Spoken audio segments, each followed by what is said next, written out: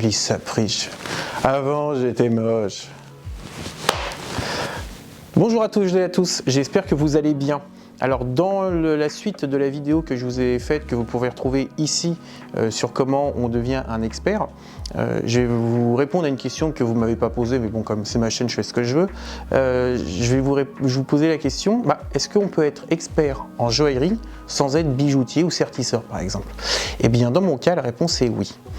Il y a des confrères que je connais, que j'apprécie énormément et j'espère qu'ils verront cette vidéo, qui ont été dans un premier temps de leur vie professionnelle, ont été joailliers, sertisseurs, lapidaires, négociants en pierre, etc. Et qui par la suite sont dans un autre temps ou en même temps ou en parallèle de leur métier de bijoutier ou de vendeur en bijouterie, sont devenus experts en joaillerie. L'expert en joaillerie, c'est quoi ?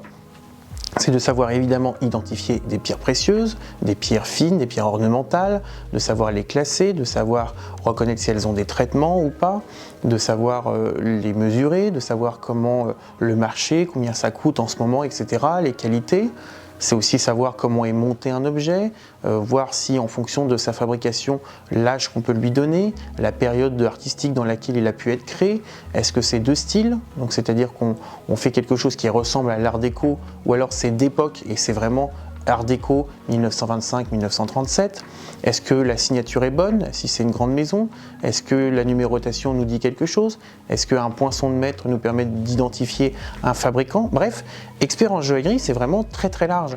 Et c'est pas parce que vous n'avez pas travaillé sur un établi, à la cheville, pour ceux qui connaissent, que vous n'êtes pas forcément un bon expert en bijoux ou en joaillerie. Moi, pour ma part, j'ai suivi des cours en gémologie, mais je n'ai jamais fait de bijouterie, de joaillerie, de sertissage, de polissage, etc. Par contre, à force de voir énormément de bijoux qui peuvent être très bas de gamme, entre guillemets, qui peuvent être aussi la haute joaillerie, qui peuvent dater des années 1800, 1900 ou qui viennent de sortir de tout jeunes ateliers. En France, à l'étranger, etc., les qualités ne sont pas forcément les mêmes, les matériaux utilisés ne sont pas forcément les mêmes, les techniques de construction et de fabrication ne sont pas forcément les mêmes. Et bien en fait, c'est la répétition de voir énormément d'objets qui permet de nous faire notre œil.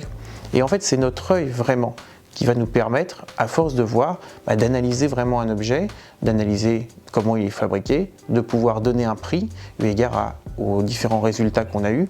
Et ce qui est aussi un peu incroyable dans la haute joaillerie, c'est que c'est parfois des pièces qui sont des pièces uniques. Et là, c'est comment on détermine aussi un prix pour une pièce unique qu'on n'a jamais vue auparavant. C'est peut-être un atelier, il y a peut-être des pierres qui constituent, combien il y a de pierres, etc., le caratage. Ça sera, je vous expliquerai comment évaluer une pierre et comment évaluer un bijou dans une autre vidéo. Et c'est tous ces éléments-là qui nous permettent avec le temps d'acquérir un savoir et au final d'être accepté par nos pairs PIRS en tant qu'expert en joaillerie. Donc à votre question que vous n'avez pas posée et que je vous réponds quand même, oui, on peut être expert en joaillerie sans être bijoutier ou joaillier ou orfèvre, etc. Pour la partie de est-ce qu'on peut être expert en horlogerie sans être horloger, ça sera dans la prochaine vidéo que vous retrouverez ici. À très bientôt.